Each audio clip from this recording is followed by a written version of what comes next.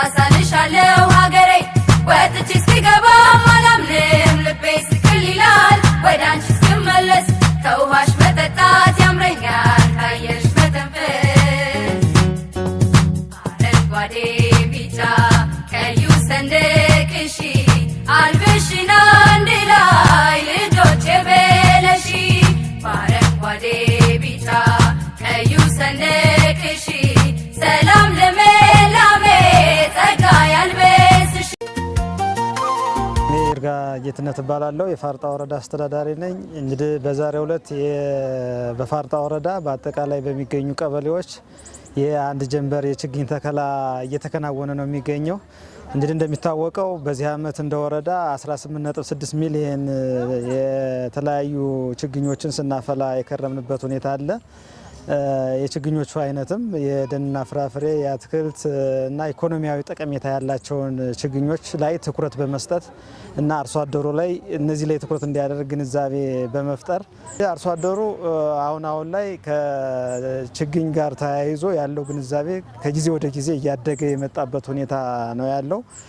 ይህንን መሰረት በማድረግ ያው ተቋሙ እንደ ግብርና ተቋምና እንደ ወረዳ ከሚሰራው በተጨማሪም እንደ አርሶ አደር በራሳቸውም የሚያከናውኑት ተግባር በጣም ዛሬ ላይ የአንድ ጀንበር የችግኝ ተከላ ስናካሄድና ከዚህ ቀደም የሚያካሄድናቸውን ችግኞች በተከታታይ የምናደርገው መትከል ብቻ ሳይሆን እንዲጸድቁ የመጽደቅ ምጣኔያቸውን ከነበረው ከፍ የማድረግ ስራ መስራት እንዳለብንና ከህዝባችን ጋር የተወያየንበት እንደ መንግስትም እንደ ወረዳም በልዩ ሁኔታ በትኩረት ይዘን እየሰራን ያለንበት ሁኔታ ነው ያለ።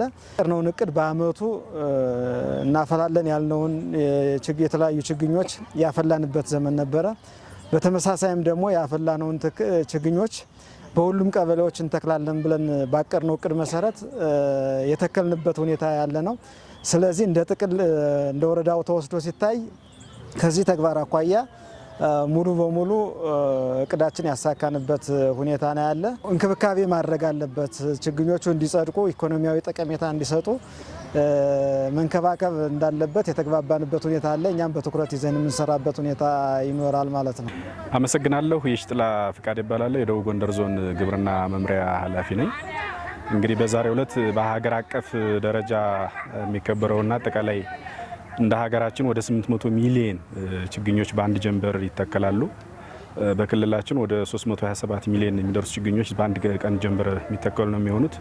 ወደ ዞናችንም ወደ 28 ሚሊዮን የሚጠጉ ችግኞች ይተከላሉ። ይህን መሰረተ ማድረግ እንግዲህ በዛሬው ዕለት በሁሉም የዞናችን አካባቢዎች አንድ ቀን ተከላ መርሃ ግብር በሁሉም አካባቢዎች በንቅናቄ እየተካሄዱ ነው የሚገኙት። ከጧቱ 12 ሰዓት ጀምሮ ሁሉም ማህበረሰብ ሁሉም ነዋሪ በነቂስ በመውጣት አጠቃላይ የዚህን መርሃ ግብር የአንድ ቀን ጀንበር ተከላን በማስመልከት አጠቃላይ ህዝቡ ወጥቶ የአረንጓዴ አሻራ ተከላን በንቅናቄ እየሰራበት ያለ ሁኔታ ነው ያለው። እንግዲህ እዚህ ከፋርጣ ወረዳ ተገኝተንም የዚሁ አካል የሆነውን የአረንጓዴ አሻራ መርሃ ግብር እያስኬድን ነው ዛሬ የምንገኘው። እንግዲህ በፋርጣ ወረዳ በዚህ በአንድ ቀን ጀንበር ተከላ ወደ 2.5 ሚሊዮን የሚጠጉ ችግኞች ይተከላሉ።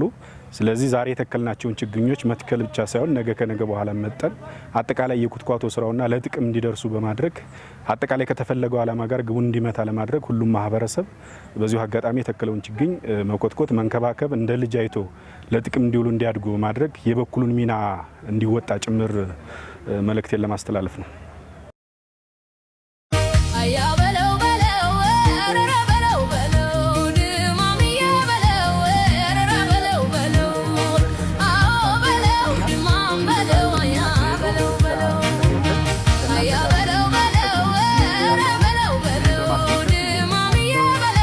ስሜ ማድነው ብርሃን እባላለሁ። የፋርጣ ወረዳ ግብርና ጽሕፈት ቤት ኃላፊ ነኝ። በ2018-19 የችግኝ ተከላ መርሃ ግብራችን ከቅድመ ዝግጅት ጀምሮ በተሻለ መንገድ በዚህ ዓመት ስንሰራ ቆይተን እንደ ወረዳችን አጠቃላይ 18.6 ሚሊዮን ችግኝ ተከላ ፕሮግራም እቅድ ይዘን ነበር። ይሄንን ሙሉውን አችብ አድርገናል።